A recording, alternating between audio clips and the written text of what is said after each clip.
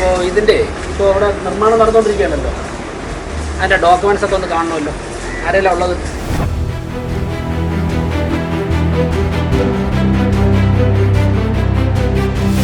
നമ്മുടെ സെക്രട്ടേറിയറ്റിൽ നിന്നും നോക്കിയാൽ കാണുന്ന ദൂരമാണുള്ളത്. ഈ സ്ഥലത്തുൾപ്പെടെ അനധികൃത നിർമ്മാണം തടിച്ചു കൊഴുക്കുകയാണ്.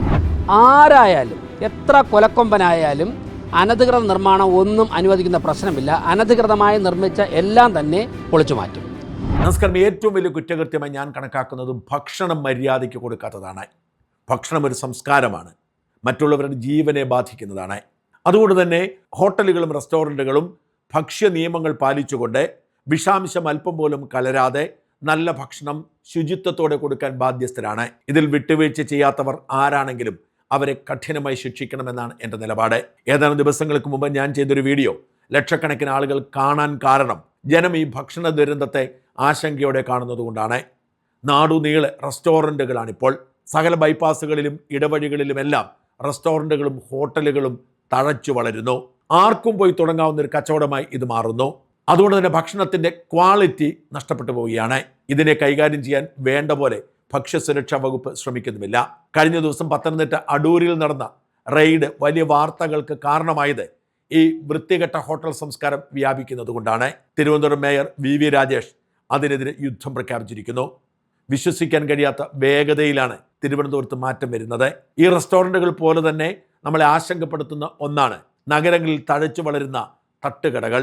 തിരുവനന്തപുരം നഗരമെടുത്താൽ അവിടെ വഴുതക്കാട് കോട്ടൺ ഹിൽ സ്കൂളിന് സമീപവും കേശവദാസരും പരുത്തിപ്പാറ റോഡിലും വെള്ളയമ്പലത്തും പാളയത്തുമൊക്കെയാണ് ഈ തട്ടുകട ശക്തമായി പടർന്നു പിടിച്ചിരിക്കുന്നത്. ഈ തട്ടുകടകൾ ഒന്നിനുമേൽ ഒന്നായി നിരന്നു നിൽക്കുന്നു. അവരൊക്കെ റോഡ് കയ്യേറി വലിയ തോതിൽ ഈ കച്ചവടം നടത്തുന്നു. തട്ടുകടകൾ പലപ്പോഴും നടത്തിക്കൊണ്ടിരിക്കുന്നത് അതാത് ദിവസത്തെ ഉപജീവനം നടത്തുന്ന സാധാരണക്കാരായതുകൊണ്ടാണ് വിട്ടുവീഴ്ച ചെയ്തിരുന്നത്.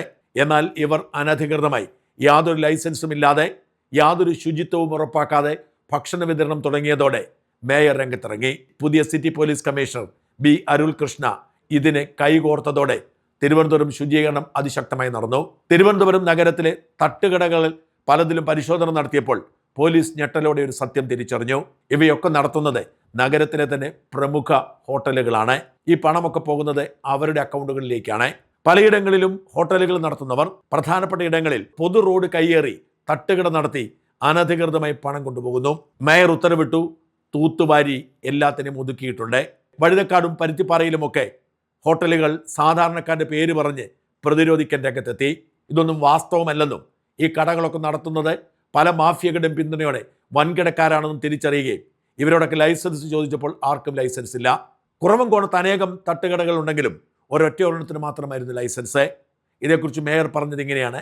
തീർച്ചയായും പറ്റിയിട്ടുണ്ട്. ഞാൻ പലതവണ പറഞ്ഞിട്ടുണ്ടല്ലോ, നല്ല വലിയ വലിയ ഹോട്ടലുകൾ നടത്തുന്നവർ ഹോട്ടലുകളിൽ പകൽ കച്ചവടം നടത്തിയിട്ട് വൈകുന്നേരം ചിലപ്പോൾ അവിടെ അറിയാമല്ലോ, അവിടെ വൈകുന്നേരം വരെ ചിലവാകാത്ത വിൽക്കാൻ പറ്റാത്ത ഭക്ഷണമായിരിക്കും ഇവിടെ കൊണ്ടുവന്ന് ചൂടാക്കും, കൊടുക്കുന്നുണ്ട്. തട്ടുകടകൾ അല്ലെങ്കിൽ തെരുവോര കച്ചവടം കേന്ദ്ര സംസ്ഥാന സർക്കാരുകൾ അനുവദിക്കുന്നത് ഒരു കുടുംബത്തിന് ജീവിക്കുവാൻ വേണ്ടി, വേറെ അവർക്ക് മറ്റൊരു സ്ഥാപനവും നടത്താൻ പറ്റാത്തവർക്ക് ജീവിക്കാൻ വേണ്ടി ഒരു തെരുവോര കച്ചവടമാകുക എന്നുള്ളതാണ് മാനദണ്ഡം. ആ മാനദണ്ഡം ഞങ്ങൾ പരിശോധിക്കും. അത് ഭരണപരമായിട്ട് കൃത്യമായിട്ട് 2 or 3 ഘട്ടങ്ങളിൽ സ്ക്രൂട്ടനൈസ് ചെയ്തിട്ട് ലൈസൻസ് കൊടുക്കുകയുള്ളൂ. അങ്ങനെയുള്ളവരെ അനുവദിക്കും. അവർക്ക് നിയമപരമായിട്ട് കൃത്യമായിട്ടുള്ള ഹൈജീനിക് സിറ്റുവേഷനിൽ ചെയ്യാനുള്ള സഹായം തന്നെ ചെയ്യും. അതിന് പോലീസുമായിട്ട് ബന്ധപ്പെടേണ്ട സ്ഥലങ്ങളിൽ പോലീസുമായിട്ട് ബന്ധപ്പെടും. മറ്റുള്ളവരെ ഒരു കാരണവശാലും തെരുവോര കച്ചവടത്തിൻ്റെ കാറ്റഗറിയിൽ കൊണ്ടുവരാൻ ഉദ്ദേശിക്കുന്നില്ല. ഇതിനപ്പുറത്തേക്കുള്ള വലിയ വിപ്ലവത്തിനാണ് മേയർ നേതൃത്വം കൊടുക്കുന്നത്. തിരുവനന്തപുരത്ത് നിരവധി മന്തിക്കടകളുണ്ട്. ഈ മന്തിക്കടകളിൽ പലതിനും ലൈസൻസ് ഇല്ല, അവർക്ക് യാതൊരു അനുമതിയുമില്ല. തിരുവനന്തപുരത്ത് മുട്ടടയിൽ അങ്ങനെയൊരു ലൈസൻസ് ഇല്ലാതെ നിർമ്മാണം തുടങ്ങിയ കട നിർത്തിവെക്കാൻ നഗരസഭ ഉത്തരവ് കൊടുത്തെങ്കിലും അവർ ഗൗനിച്ചില്ല. ആഘോഷത്തോടുകൂടി അവർ ഉദ്ഘാടനം ചെയ്തു. ഉദ്ഘാടന ദിവസം തന്നെ കടയടച്ചു പൂട്ടി സീല് വെച്ചു.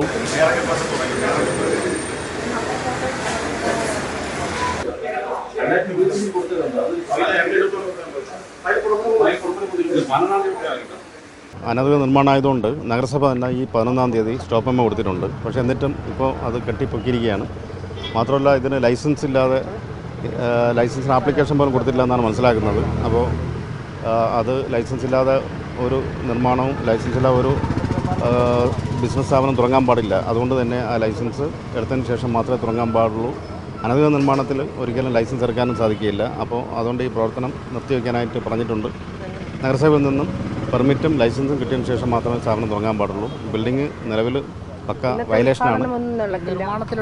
നിർമ്മാണത്തിലെ വയലേഷൻ എന്നിട്ട് റൂൾ 23 പ്രകാരം ആവശ്യമായിട്ടുള്ള ഓപ്പൺ സ്പേസ് വിട്ടിട്ടില്ല. അത് തന്നെയാണ് ഏറ്റവും വലിയ വയലേഷൻ. അതുപോലെ തന്നെ ഈ റോഡ് 21 മീറ്റർ വൈഡനിങ് ഉള്ളതാണ്.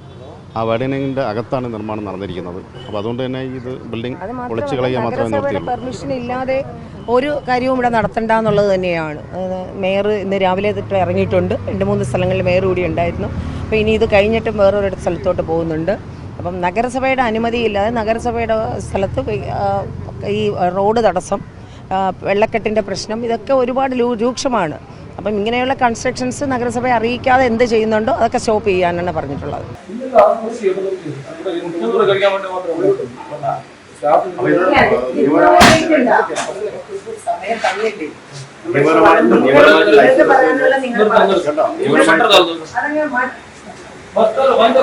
ഇതുപോലെ തന്നെയാണ് അനുമതിയില്ലാതെ നിർമ്മാണം നടന്നുകൊണ്ടിരിക്കുന്ന ഒരു സ്ഥലത്ത് തന്നെ മേയർ തന്നെ ഉടമയെ തേടിയതും അത് പൂട്ടിയിടാൻ ഉത്തരവിട്ടതും. മേയർ ഫോൺ വിളിച്ചു ആരാണ് ഉടമയെന്ന് ചോദിച്ചേ.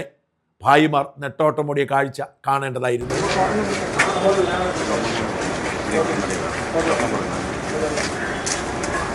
ഞാൻ മേയറാണ്, കോർപ്പറേഷൻ മേയറാണ്.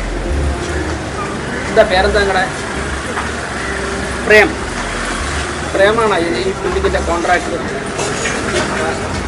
അപ്പോൾ എവിടെയുള്ള പ്രേം ഇപ്പം? അപ്പോൾ ആരാ ഇതിൻ്റെ ഓണർ? തങ്കം. അപ്പോൾ ഇതിൻ്റെ ഇപ്പോൾ ഇവിടെ നിർമ്മാണം നടന്നുകൊണ്ടിരിക്കുകയാണല്ലോ, അതിൻ്റെ ഡോക്യുമെൻറ്റ്സ് ഒക്കെ ഒന്ന് കാണണമല്ലോ. ആരെല്ലാം ഉള്ളത്?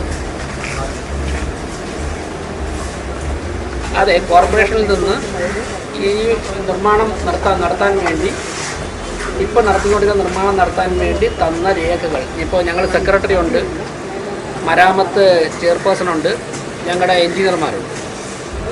അപ്പോൾ ആ ഡോക്യുമെൻറ്റ്സ് എത്രയും പെട്ടെന്ന് കാണണം. എപ്പോൾ എത്തിക്കാൻ പറ്റും, എത്ര സമയത്തിൽ എത്തിക്കാൻ പറ്റും, ഞങ്ങളിവിടെ നിൽക്കുക. എല്ലാവർക്കും പെർമിറ്റ് എടുത്ത് എല്ലാ നിയമങ്ങളും പാലിച്ചുകൊണ്ട് കൺസ്ട്രക്ഷൻ നടത്തുവാനുള്ള എല്ലാ സമയവും കൊടുത്തിരുന്നു, ആവശ്യത്തിൽ കൂടുതൽ സമയം കൊടുത്തിരുന്നു.